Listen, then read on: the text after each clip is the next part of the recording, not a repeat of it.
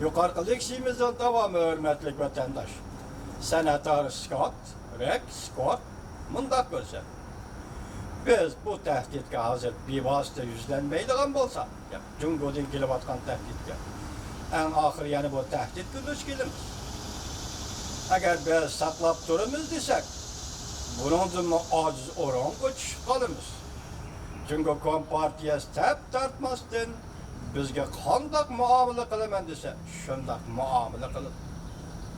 6. ayının 18. gün ötküzülgen gahlik veriş yığını da Amerika Soğudu Ministeri Leitçir, Soğudu Vekili Leitçir, senatörlağı mındak dedi. Eğer Cungo ile kelişem imzalayalmasak, hükümet Cungo duvarları eğer baş kuyuş tayyarlık kılıvadır. Leitçir mındak görset, Cungo bilen bolgan Soğudu meselesi, Soğudu sahasındaki en eğir mesele.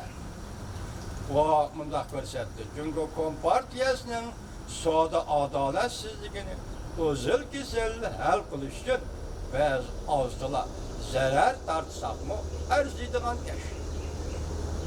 Soğudu Vekili Leitçir 6. ayının 19. gün Amerika'nın meydanı özgermediğiyle kaydı şerhiydi.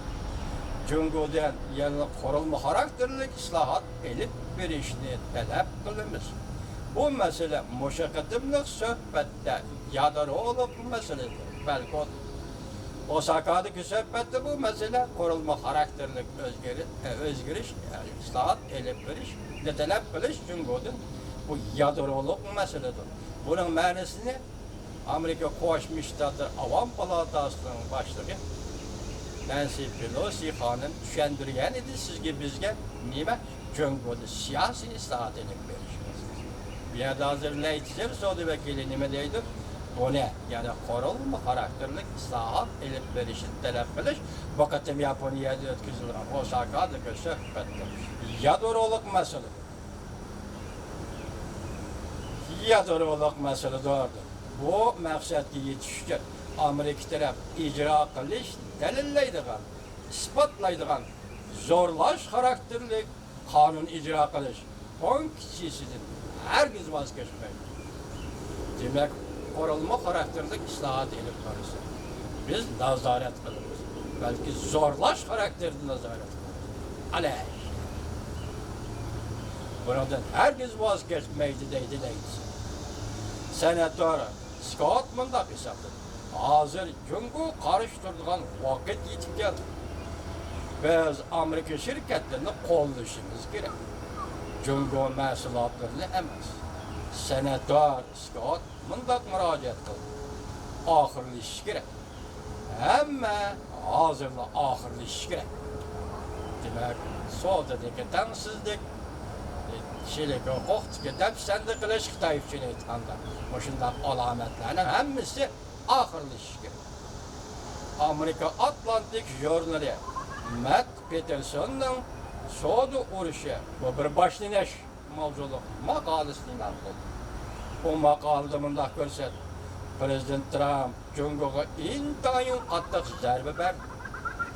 Amerika'nın teminleşliğini yedirdi. Cungo'nun havi şirketini üzüp taşladı. Amerika teminleydiği liniyeleri Cungo'nun havi şirketini üzüp taşladı. Bu vaka yani Soğudu uruşu vakası bir dever uruşunun başlanışıdır. Yani bir dever Soğudu uruşunun başlanışıdır. Bitti mındak görsetti. Peterson mındak görsetti. Cungo Kompartiyası iktisat tecavüz bu devlet Amerika işçilerine 20 yıl uğraş ilan kıldı. Demek Soğudu'da Amerika güven orun kurup kaldı Xitay'la. Namuvafık Soğudu hareketleri Amerika'nın iktisadına tecavüz kıldı demek.